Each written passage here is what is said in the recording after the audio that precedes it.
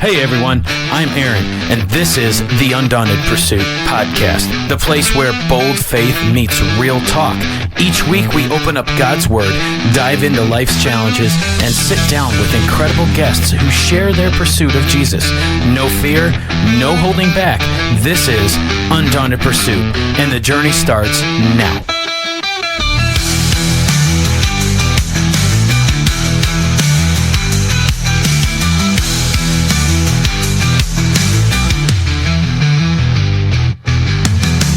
Okay, hey everybody, and welcome back to Undaunted Pursuit podcast. I'm glad you joined us here this week, and for our first episode of the year. And we have a very special guest, and of course, I did it again. I'm always telling you that I'm not the smartest person in the bunch, but I finally got somebody on here that is quite a bit smarter than us, and I want to welcome Mr. Jake Doberenz. Well, if I got that right. Hey, welcome, Doberenz. Jake. Thanks for having me here. Quite the intro. Thanks for that. Yeah.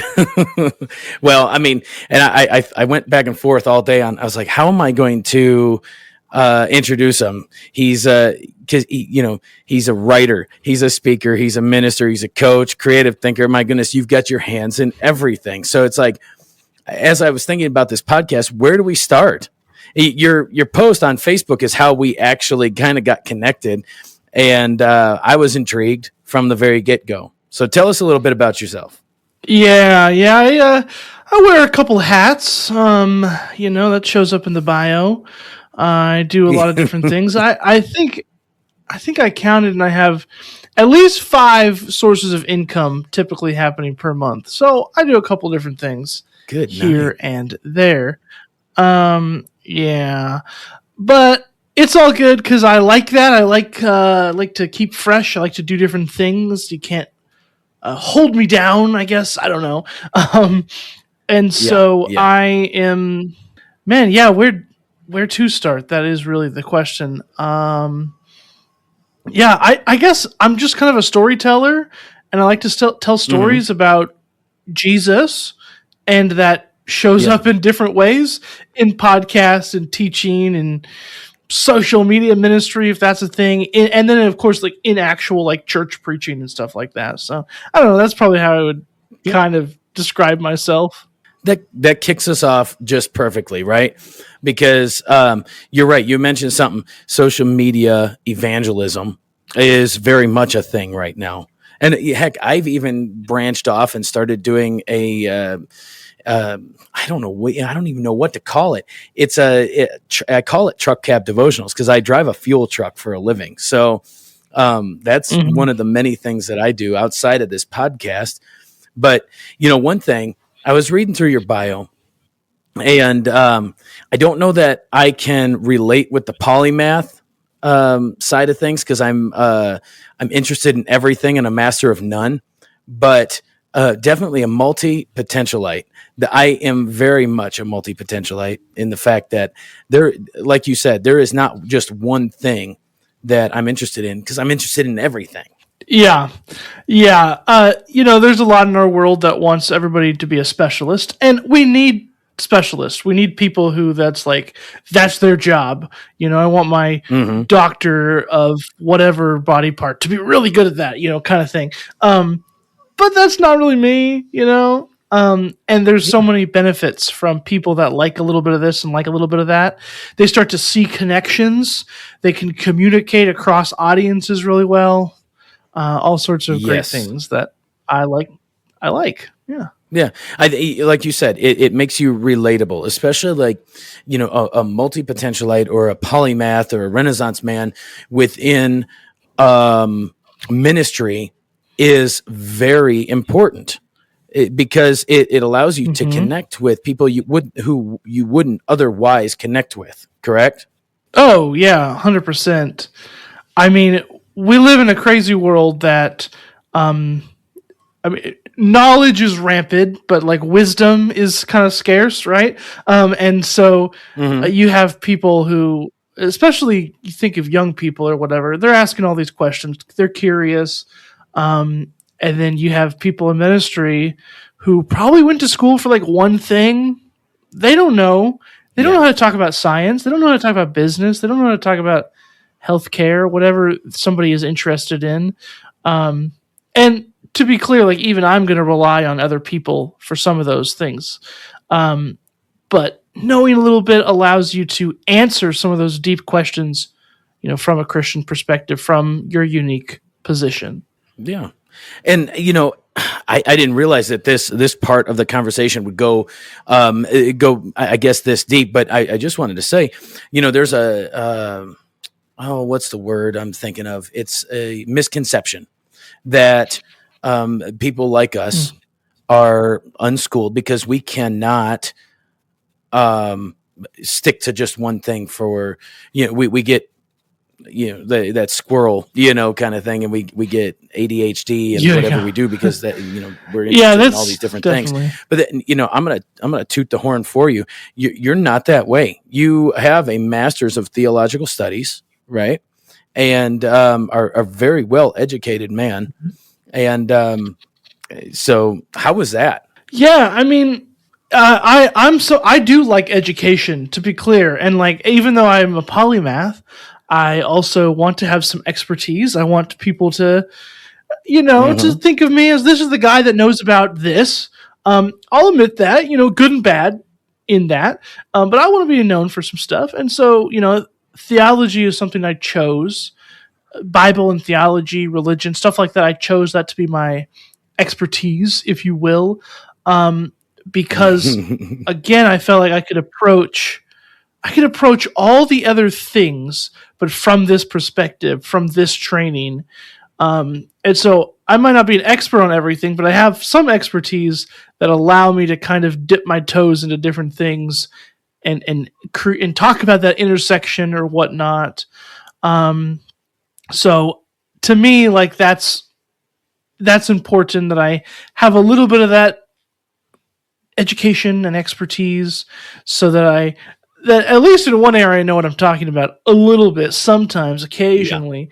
Yeah. And then I do speak into areas that I probably don't really know what I'm talking about, but take it with a grain of salt when I'm speaking outside my areas, I guess. I don't know. But a lot of my bio that you read that we talked about is not so much different content areas, but different like methods, podcasting or teaching or preaching. Exactly. They're all different mediums that I talk about my content. Yeah. So what came first, right? Were you a writer? Were you a speaker? Were you, what came first? How was your journey? When did you come to know Jesus? And then were you already interested in becoming a speaker even before you went into college? Yeah, great question. I was raised in the church, kind of like probably since 2 weeks old. I was in the church building or whatever it was, kind of thing. That was in my blood. My dad owned a Christian bookstore, so I had access to a lot of Christian materials and things that probably the average Joe didn't have access to. But my first thing was a writer. In fifth grade, I wrote this short story. It was about entering fifth grade for the first time. And it was about a page long. It was like 5 paragraphs. But it was just the most exciting thing I've ever done. It was just so fun to write a story. And I kind of fell in love with storytelling, with writing. Immediately, I'm in 5th grade. I'm like, all right, I'm going to write a book series based on this. We're going to do this. Like the gears start turning. And that was kind of my first love was writing, was storytelling. And a lot of that was just fun stuff, which obviously there's nothing wrong with just writing a fun story. But eventually, as I wrestled with all the different things I wanted to do, really wanted to be a biologist, scientist of some sort for a long time. I dabbled with being a lawyer. In high school, I was voted most likely to become a politician and most likely to win a Nobel Prize. Two things that I don't think they're going to happen. But hey, that's nice. that somebody thought that. So like I had all these different interests, and Sure. and so again, like studying theology in the Bible, it just seemed to be like, if I can teach that, I can encourage somebody else to be the Christian lawyer. Somebody else can be the Christian biologist. Somebody else can be whatever. Yes. And then storytelling was kind of this fun thing. But then it also became, but I can use that also as a way to communicate, because not everybody likes a good lecture or a sermon or whatever. Mm-hmm. They might want a podcast. They might want a novel. There are other ways to communicate these truths. What would you say comes easiest to you, right? Out of everything you've got, and I've been kind of holding off on it. You've got your own podcast and everything, but and you do this writing and you do the coaching and everything like that. What comes easier to you though? I mean, what do you just absolutely enjoy? I know you enjoy all of it, but what do you just like? I couldn't live without that. Wow, yeah. You know, it's like I do like telling funny stories and things and kind of entertaining people. I mean, I never put all my chips in that basket because, by golly, hard to make a living writing fiction, telling stories and stuff. Like, you can, it's just really stinking hard. And there's some coincidence that comes into play of becoming Stephen King randomly or something like that. Like, okay, probably not going to happen. Yeah. But like, a lot of my life has been, I want to do something to make money so that I can tell stories and not have to rely on that as my key income. Like, okay, I mean, I can live without telling stories and writing books, and I write plays too. I have a couple award-winning plays even, which is not that impressive because it's just at one university I won an award. So, you know, when there's like 10 other people I was up against, right? So not that crazy, but like I like doing all that kind of stuff. Don't shortchange it. It just doesn't. Okay, it just doesn't pay the bills, and I still love it, and so I pursue other things to support, you know, my crazy hobby. You know, could be worse, right? Could be doing crazy stuff on the streets. Instead, I write stories. Yeah, that's my release. Well. You know, I got to ask you, because I did see on the Facebook thread, somebody had asked you about getting into geeky stuff, and you had made in real short passing. And for the sake of my kids, I got to ask this question: what in the world did you do for Percy Jackson? Yeah. So it's an academic essay that I wrote in a book. In a volume that had a bunch of different essays about Rick Riordan, who's the author of Percy Jackson, and all the universes he created and stuff like that.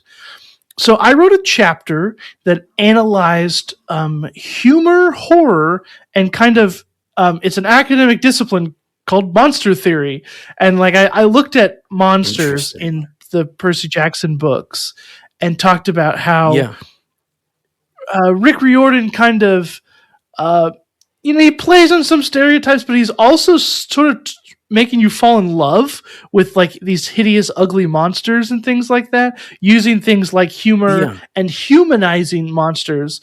And so I kind of paralleled that to the way that, like, in theology, like, while good and evil does exist, we have a different view of monsters. You know, if people are made in the image of God, if we're talking about like humans who might act like monsters and things of that nature. They are human. Yeah. They're not. There's nobody that's like through and through just evil to their core. Every blood cell is evil, right? And so I kind of use that as a conversation starter, talking about that. How you know, you have a Cyclops that's a kid, and you have all these different monsters that have mundane jobs or whatever. They work at these weird stores, and so through that you realize, they might be a monster, but there's kind of a human element. There's something relatable there. Sure. So that's all that stuff. Wow, that is interesting. That is interesting. Wow, because you could go into the theology of it is. That is very interesting, because I've always, I pray all the time, right? Lord, give me your eyes to see the way you see people, and everything. And even those, the people that we do consider monsters in any sense, within our culture nowadays, if you are looking at them through the eyes, the way God looks at them, then they are still made in his image, right? Absolutely. Yeah, absolutely. Okay. So, I wanted to kind of get into this. I've got all these sheets laid out here on different talking topics and everything, and I know I didn't really give you anything, but it's nothing out of the norm. I'm not going to ask you any questions outside of what you don't already know about your own self, and this is just kind of getting to know you a little bit. But you had listed common speaking topics that you like to talk about, and I don't want to touch on all of them, but one that really stuck out to me was why we shouldn't read the Bible like a textbook. And how do you approach that? Yeah, that's a fun one. A difficult one to chew on. Like, I don't know if I'm changing anybody's mind in the next 20 minutes or whatever, but the fast facts here, right? Like, so some history. When I was a kid, I mentioned my dad's Christian bookstore. There was this view that I adopted, whether accidentally or intentionally, that the Bible was kind of this resource book for whatever problem, any problem you could think of, basically. There's a chapter and there's a verse for that. And to be clear, I believe the Bible is the inspired and authoritative word of God. To be clear. But there's a way of treating it like a textbook or like an encyclopedia or something, where you can just look up one verse and voila, there's the answer. We got it all figured out. But of course, the problem was, you might have realized that some people interpret the Bible differently. Wild, right? Exactly. Like, people have different opinions. And so here I am saying, well, you must be deceived by Satan, or you must be dumb or something, because I have it right, you have it wrong. Here's my list of proof texts for whatever I wanted to believe. And so what that does is make you a prideful person, does not create a great Christ-centered spirit in your heart, for sure. And it really makes you think that the whole of faith is just about finding answers to everything. And I'm here to tell you, there's some mystery. Then I gotta say, there's some gray areas. Like, there are some things that I like. Yeah. I can't say for certain what the Bible says about that, or what God would say. I can apply some principles. There's some things we can do here, right? But by the time I got to college, what's really funny is, like, in college, the Bible was literally my textbook for classes. I'm a Bible major. So yes, the Gospel of Luke was assigned as homework. Go read that. So it literally was my textbook. But through the process, luckily, and this doesn't happen to everybody in schools like that, but I found this appreciation for the person of Jesus, not just the written words on a page or something. I realized that what God wanted for me was way more than treating that Bible like an encyclopedia, like a textbook, and certainly like a weapon to bash people on the head with. That was not the intention. That is not what we're supposed to do. We're supposed to be encountering Jesus, which is not what you do when you open up your geography textbook or your biology textbook. You're there for information so you can pass the test or whatever, and that's just not how the Bible functions, right? The Bible is not to pass the test. And hey, you know what? I did do some Bible trivia contests as a kid, I'll admit that. And I was halfway decent. And that's all fun and stuff. It's good to know things about the Bible. I certainly know a lot of things about the Bible. But that's not the whole main point, is to know everything about the Bible. Jesus, we talk about the Bible as the Word of God, and it's not necessarily incorrect to say the Bible is the Word of God. But in John 1, the Word is Jesus. He is the main word. the Bible is pointing to Jesus. Jesus is the center of our faith. The Bible is a way to get there, an authoritative, a good way to get there. But Jesus is the main attraction. Just always want to remind people to focus on that, because if we stop too early and stop at the Bible is the most important thing, we might accidentally miss Jesus. That's a problem. Yeah, exactly. Yeah, I totally agree. That what a great breakdown of that, because it does. If you do read it as a way to navigate, because God's word is a guideline, but it's a both and, right? It's not just a guideline, and you risk taking things out of context, and you do that time and time again, and now we get to where we're at as a culture and as a society today because of all that, because of this. Because people have lived their lives that way. Now, tell me a little bit of this. Why don't you do apologetics anymore then? It's good. And I'm not asking that because I can see why you wouldn't, but I want to hear it from you, in your words.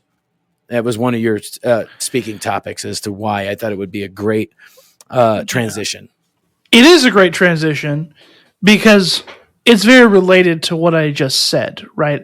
A worldview that says faith is all about intellectual propositions. That's kind of what apologetics ends up being. It ends up being, literally, it's not supposed to be defined this way, but people define it as like proving God, proving the Bible. We start using this proof language and things like that. And at the end of the day, proof is just intellectual propositions. I'm like, I want people to believe in God. I want people to believe in the Bible. But again, but so that they find Jesus. Like there's another part here that I need to get people to.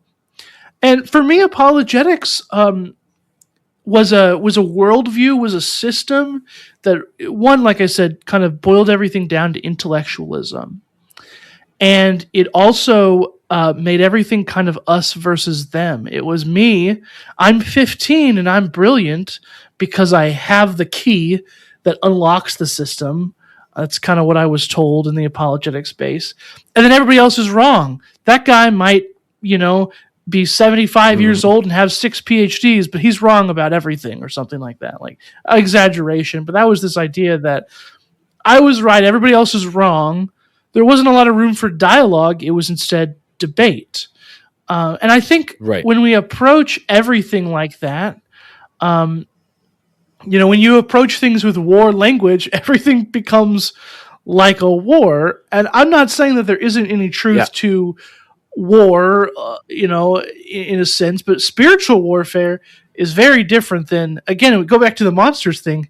Hey man, everything ties together really nicely. It's really good. To go back to the monster thing, it does.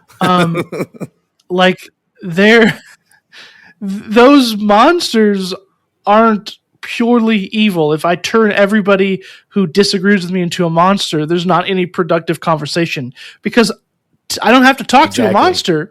But if I start seeing them as human, if I start seeing them as we disagree, or there's some flaw here or whatever, like if I start realizing this is just another guy, another person, another image of God,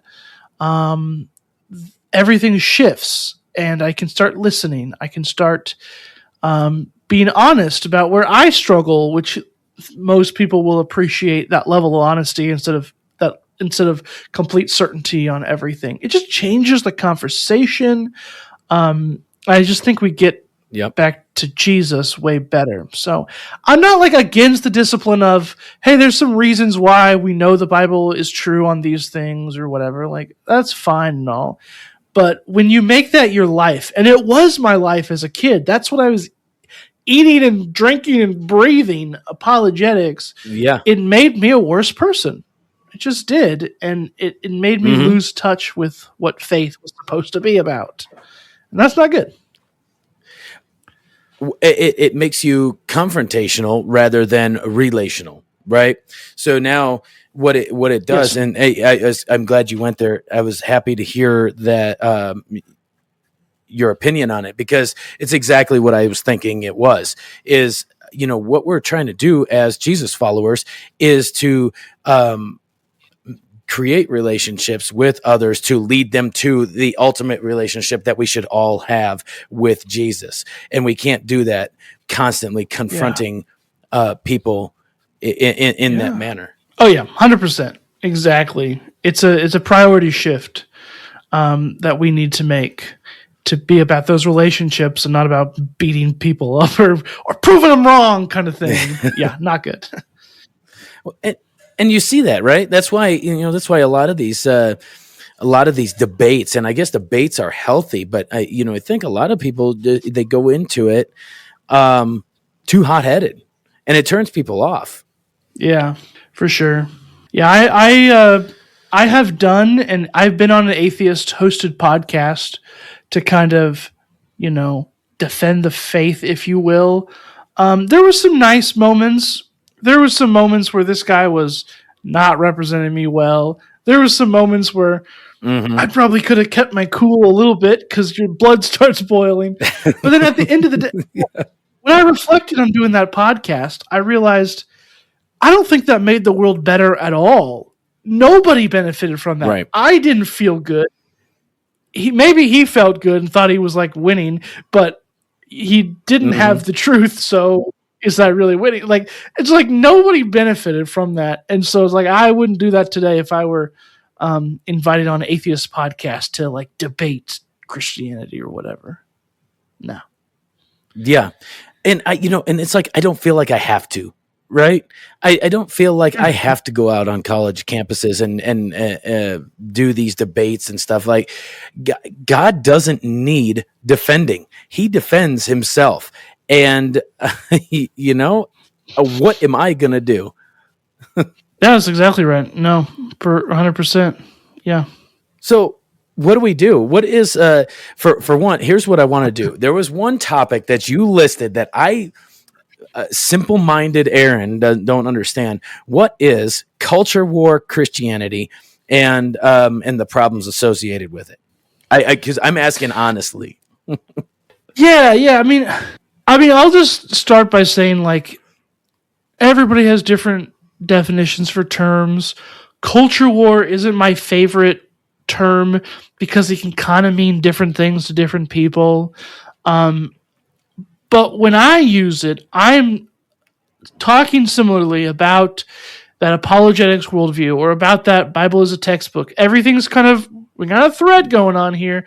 Everything's related. Like a culture war is to saying, like, our mission is to win the culture back for Jesus. And so we need this political position in place. We need these key figures in these positions of power. We need it. Like, it's like it's like a agenda kind of view of the faith where if we just do this, God will be happy with us or whatever. And I'm like, no, that is a little bit closer to like Pharisee level thinking. One of the reasons that the Pharisees didn't like Jesus is because he was doing it wrong. Just like talking to poor people and hanging out with the enemy, the Romans and the tax collectors. Yeah. And then what's that? He's like hanging with prostitutes and bleeding women and lepers. Like, he's breaking the script, right? Because the Pharisees had this view of like, the Messiah won't come until we get this nation back together. We do X, Y, and Z, and we got to tithe this way and that. And they missed Jesus. And I am scared that we are missing Jesus today because we have a view of this is what we're supposed to do. We got to win the culture. And to be clear, like, I want to influence culture. I tell stories. Some of them don't have the Christian label on them, and I want people to positively be benefited by those stories. That's an element of culture creating. You have a podcast. I have a podcast. That's culture creating. But it's a whole different story if we want to win and beat everybody else up and take it over. Again, that's not what builds relationships, is winning. Right. When a nation conquers another nation, I would say very rarely the conquered nation is like, thanks, guys.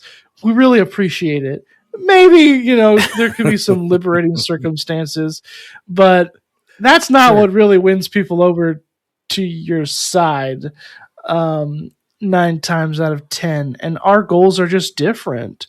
So culture war Christianity says, we gotta win, we gotta do this, and our goals are tangible, are something that you can mark with a law or with a key leader saying this, or every time like a football player gives it to Jesus, we got this one, we got another football player that has John 3:16 painted on his cheek or whatever.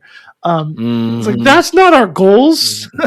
That's nice. Like, that's cool, but that's not the goalpost. That's not the end. The end is transformation of individuals, and guess what? That takes a long time.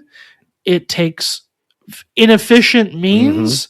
It's not going to be glamorous at all to change lives. People don't make movies about the little things or whatever, but that's actually what does it. Yeah, so that's my soapbox.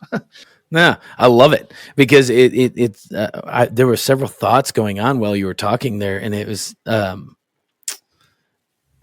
I got to back up because I really didn't want to interrupt you there, but yeah, it gets to be a point of where we're so focused on that and on what you were saying that we get.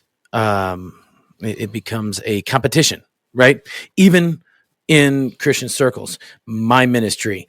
And if you get in my way, then I'm going to run you over. And instead of we forget that we are all on the same team, that we are all trying to impact culture in a way that glorifies Jesus rather than this competition Christianity. I guess that would be that's you could reword that as competition Christianity, right? Okay, I like it. Yeah, I like it. No, I don't know. It is what it is, right? Yeah. So, on top of all this, and in avoidance of making this too terribly long, and I wanted to go into, and like the idea of what we do on here also is kind of give you a chance to kind of plug yourself and what you're doing. I noticed that on your website you have you have one podcast listed, and on when you were listing, are you hosting 2 different podcasts, or what are you currently working on? Yeah, great question. The answer is my website is out of date and needs to be updated. My podcast has actually had 3 names, so it's the same podcast.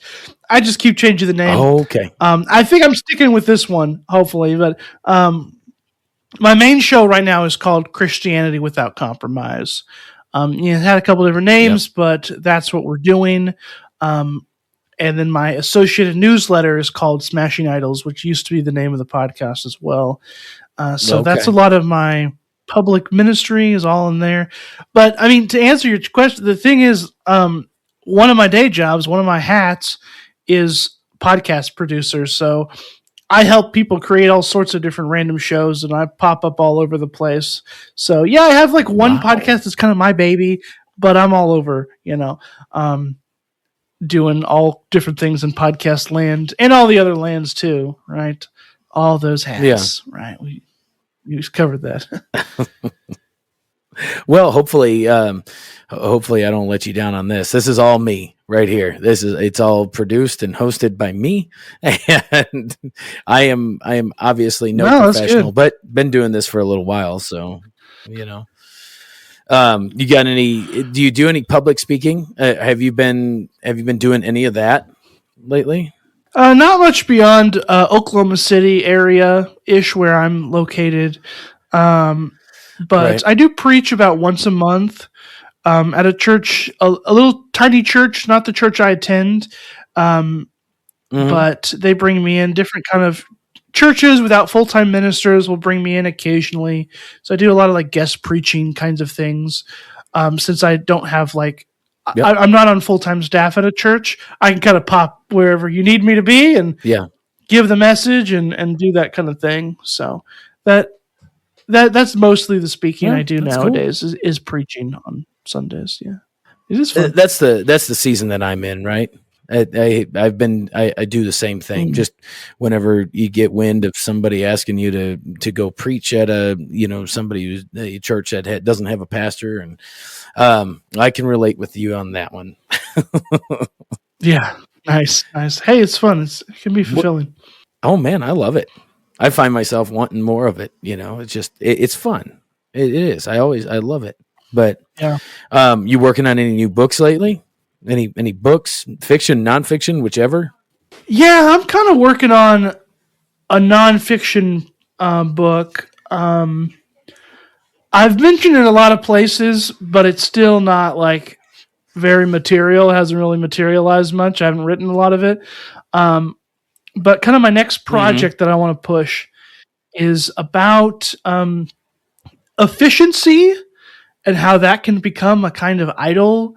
We can focus so much on the process and the optimization, and then we miss out on Jesus and the good things. And I already talked about, how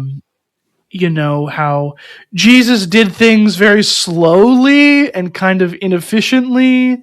And I'm a huge fan of John 11 and the story of Lazarus because it's so wild to me. They're like, hey, Lazarus is sick. Jesus is like, cool, let me just chill out here for a couple days. And then Lazarus dies. And everybody's like, what? You could have healed him. Like, you didn't do the efficient thing. You're not doing what we expected. But God wants to do something amazing by taking these paths and things that aren't, efficient or easy or what we would expect. So that's kind of my next project. Hoping to pick up a traditional publisher for that and different things. Podcasting is a great way to get connected with cool people. A lot of times people with books. And so, leveraging some of those connections to make stuff happen. Yeah. Cool, man. Well, I think that pretty much summarizes everything that I wanted to talk about. And I love that you had the opportunity to come on here. Thank you for, gracing us with your presence on my channel here. And it's good. I would love to discuss things further and, just keep up with you and find out what's going on. Of course, I'm going to have everybody put, I'm going to put all your links in the show notes here, but just quickly before we get off here, tell people where they can find you. How can they support you in any way possible if they wanted to, or even, I don't even know if you're available, if somebody needed a speaker. Just tell us about that. Well, yeah, it never hurts to ask me about what I'm available to do. And, I'll try not to just say yes to everything, have some wisdom and all that, but I like new opportunities, right? I like doing stuff. So, sure. Exactly. The main place that I want to send people is my Substack. So it's just jakedoberenz.substack.com, first and last name.substack.com. That's where I try to hang out and build an audience and do a lot of stuff. My podcast comes out on Tuesday. That's Christianity Without Compromise. And then on Friday, I come out with a newsletter called Smashing Idols. That's a written reflection. So Tuesday's podcast, audio. Friday is I write something that will benefit you spiritually.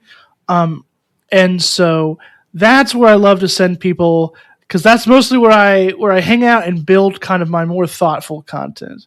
Not that like social media isn't as thoughtful, but let's be real. Like, they're in 2 sentences, I can't capture my theology on whatever, right? Like, go to the longer form stuff. That's where you can find me. And, when you're trying to publish books and stuff, the publishers do like you to have some nice numbers on the newsletter. So go subscribe and all that fun stuff. That would be real helpful. So that's what I'll say, Aaron. That's all I need to promote. Yeah. That's awesome. Hey, there's no conflict there. All of my stuff comes out on either a Wednesday or a Thursday. Don't ask me. There's no rhyme or reason why that happens. It's just the way it happens. So there's so there you go. Now at least our audience here on Undone Pursuit can go listen to you if they want to keep this conversation going, right? I'm sure I'm sure I haven't listened to yours. I listen to so many podcasts throughout the week. It's hard to catch up with everybody's podcast. Sure. But I'm sure you get into some really good theological discussions, and I want to encourage all of my listeners here to go check you out. Check out the Christianity Without Compromise podcast, and of course, all them links will be in the show notes. So, dude, thank you for taking time out of your day to visit with me. And like I said, I don't know what led us together other than God and the intriguing post that you put out on Facebook. So glad to be intriguing. Appreciate being on here so much, Aaron. Really appreciate it. Yeah, I wish you the best of luck and anything that you're doing, and of course, hopefully, thanks. My people that listen into this can go check you out and show you some support, and that'd be great. So, guys, go check them out.